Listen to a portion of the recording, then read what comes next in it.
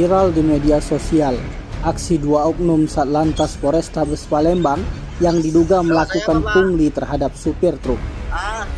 Peristiwa dugaan pungli itu terjadi ketika mobil truk melintas di kawasan Jalan Soekarno-Hatta, Kota Palembang. Menanggapi viralnya video anggota Satlantas diduga melakukan pungli, Kasat Lantas Polrestabes Palembang, Kompol Rendy Surya Aditama angkat bicara. Menurutnya, bahwa pengemudi truk awalnya dihentikan karena menggunakan handphone saat mengemudi.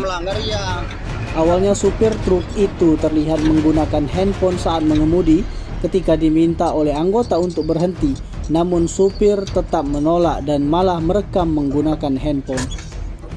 Kompol Rendy mengatakan, tujuan dihentikan mobil truk tersebut untuk meminta supir menjelaskan kesalahannya menggunakan handphone saat membawa kendaraan.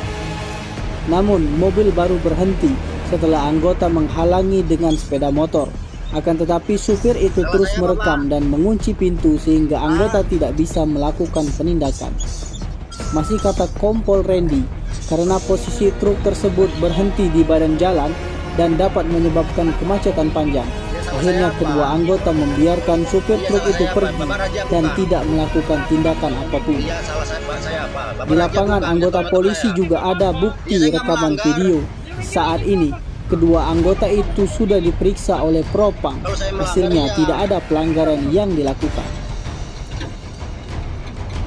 Seluruh anggota Satlantas tidak melakukan razia secara stasioner berdasarkan petunjuk dari Korlantas Mabes Polri.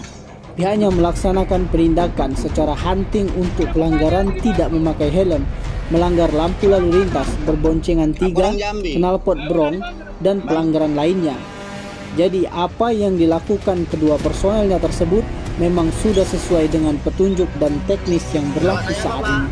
Tim Liputan Sumsel Update TV melaporkan.